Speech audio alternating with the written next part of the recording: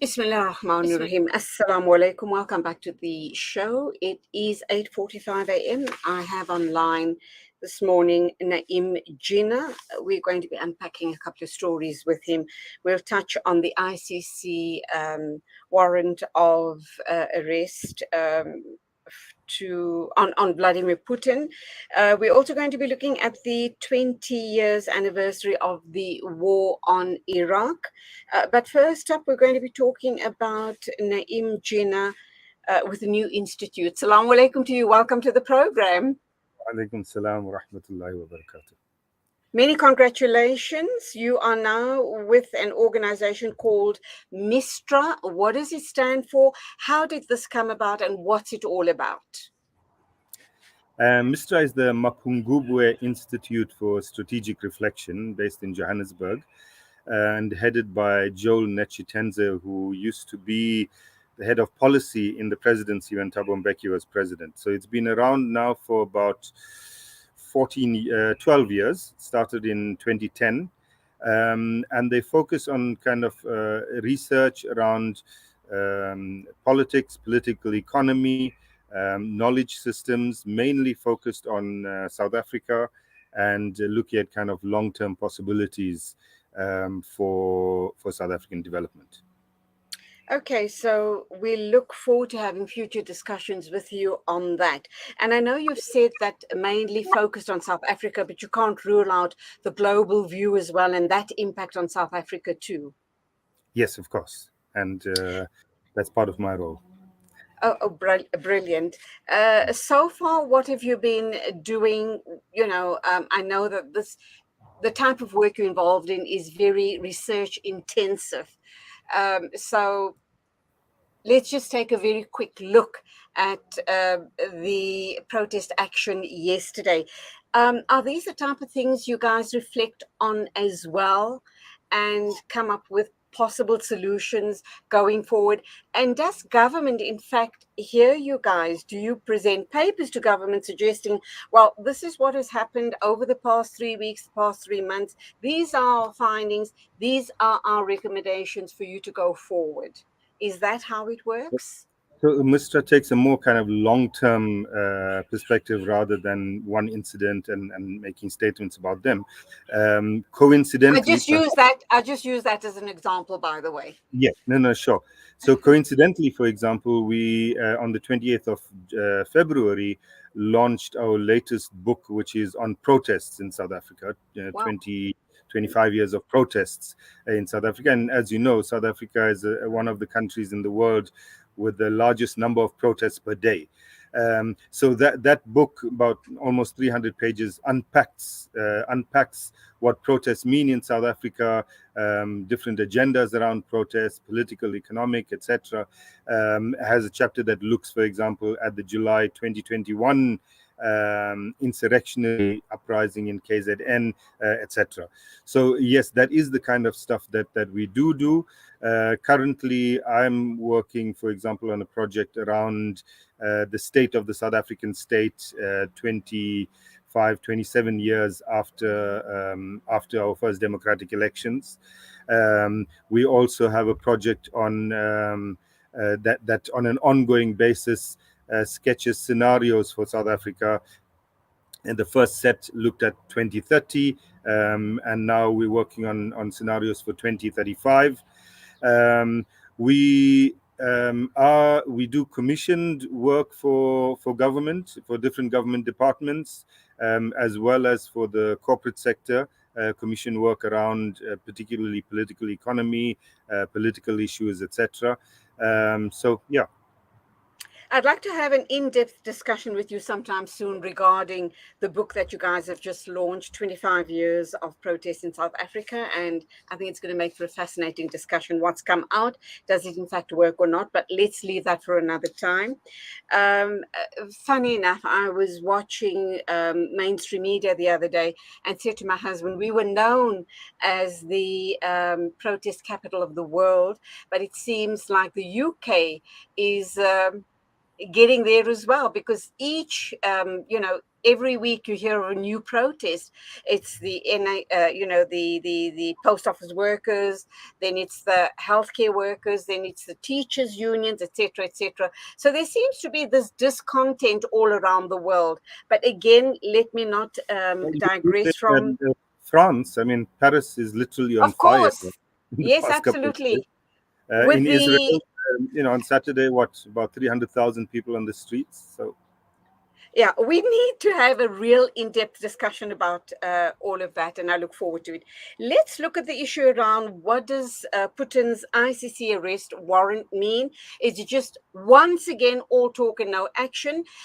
When I read that headline, what came to my mind was the slain journalist, the murdered journalist in Palestine, and I know her call, Abu Akhle, her family called for the ICC to get involved and hold Israel directly responsible for her killing.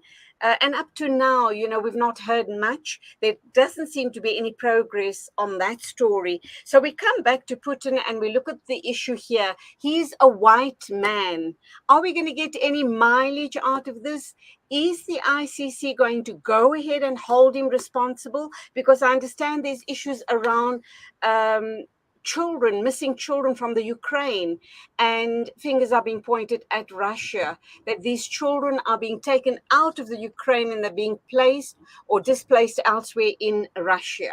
So a whole host of accusations against him. Is that part of it as well? well, that's a whole host of questions that you just asked me in one breath. So the main charge in the arrest warrant is around the children. Okay. There's no dispute that Ukrainian children have been taken from Ukraine and moved to Russia and relocated there. That's common cause. The Russians agree that that has happened. The ICC and the Ukrainians say that these were abductions. The Russians say that they were saving the children from a situation of war. Whatever the benefits or pros and cons of each argument, we don't need to discuss now. The issue is that the ICC has issued this warrant now. It's important to note, Julie, that neither Russia nor Ukraine are signatories to the Rome Statute. Ukraine has not ratified it yet. Russia withdrew in 2014, which means that neither of them is a signatory to the law that sets up the ICC, which should mean that the ICC does not have jurisdiction over either of those states, except that Ukraine has said to the ICC that even though it is not a signatory, it would allow the ICC to operate on its territory. Russia, of course, as far as Russia is concerned, they don't recognize the ICC. They're not a signatory, and so none of that applies to them in any kind of way. And on the specific charges, I think there has long been a kind of accusation or allegation against the ICC that it acts.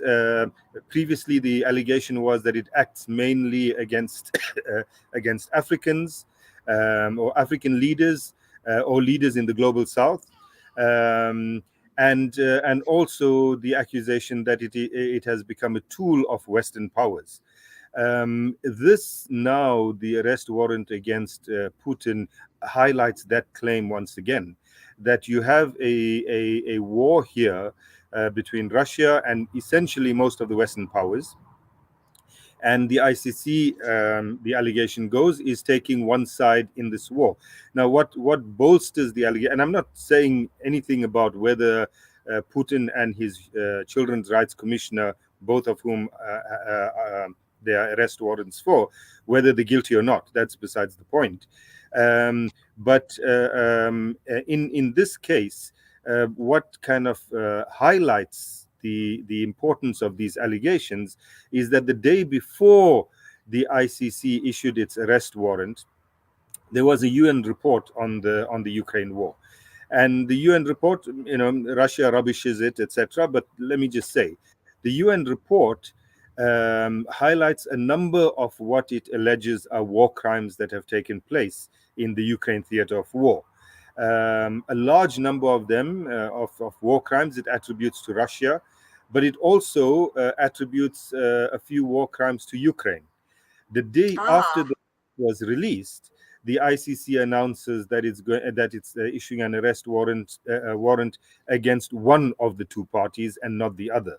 So again, the allegation that the ICC is not even-handed comes to the fore. Then you said that you wanted to talk a little about the Iraq War. I mean, the Iraq War itself, the invasion and occupation of Iraq, raised numerous war crimes that the United States and its allies conducted in Iraq. None of them have been brought to book. The ICC is not even considering looking at any of them. The Israeli war crimes that are ongoing, there are numerous reports for and about. There's no indication that that all of those will be dealt with by the ICC. There's been a case in front of the ICC for a while. Yet, with Russia, they issued an arrest warrant seemingly within days, and we know that that the United States, for example, is not a signatory to the Rome Statute, and has made it clear that not only will it not sign, that it will not allow not only its political leaders but even its soldiers that commit war crimes. It will not allow any of them to be charged by the ICC, and if the ICC even thought of charging any Americans for any crimes, that there would be sanctions levied against individual members of the ICC. This is the United States. So when you talk about an international kind of double standard, this is what we're looking at. And as I said, I'm not pronouncing in any way on the guilt or innocence of Putin on the charges made against him, but talking about kind of this bigger picture. Then, of course. Naeem, sorry, carry on. I want us also to, I know we're running out of time, but just the case for the war in Iraq, the issue around Saddam Hussein, and, this war was obviously launched after the invasion on his oil-rich neighbor Kuwait in 1990. But I'd like to go into a little bit of detail. 20 years later, it seems as if the whole world has forgotten about that atrocity on Iraq. Can I make one more point about the ICC? Sure, and then we'll move on. Yes. And that point is that I think that Western powers think that the ICC warrant of arrest will be a kind of stick to beat Russia with, that it would delegitimize Russia. I think that they have overreached, that they have misinterpreted the mood. The day after the arrest warrant, Putin visited Ukraine, or at least part of Ukraine that's occupied by Russia. He's just has hosted the Africa-Russia Forum with heads of states from across the African continent a couple of days ago. He entertained Xi Jinping of China a couple of days ago. And so what the warrant will do, in fact, is it'll force a bloc to grow around Russia, and that's already happening. A bloc that is unhappy with the ICC. Now, the BRICS meeting is coming up in August, and Putin is supposed to be in South Africa for that meeting. Mm-hmm. Of the 5 BRICS members, only 2 are signatories to the Rome Statute, and that's Brazil and South Africa.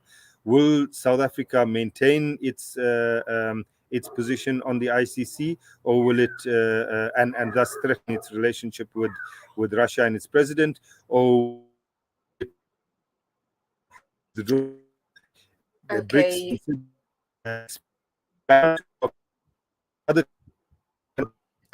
Naeem, I'm losing you there. Your picture is freezing. So I think we're going to have to leave it there. I'm so sorry about that. I think let's see if Naeem is available tomorrow. I'd like to go into more detail regarding the 20 years on having removed Saddam Hussein, was the war in Iraq worth it? What about the people of Iraq themselves? Their country was all but decimated. There were millions of people that were displaced. Where is Iraq today as far as the global the global world is concerned? So hopefully all of that and more, we'll talk with Naeem Jeenah tomorrow. I think it's an important discussion to be having. We do apologize for the poor quality towards the end of that interview.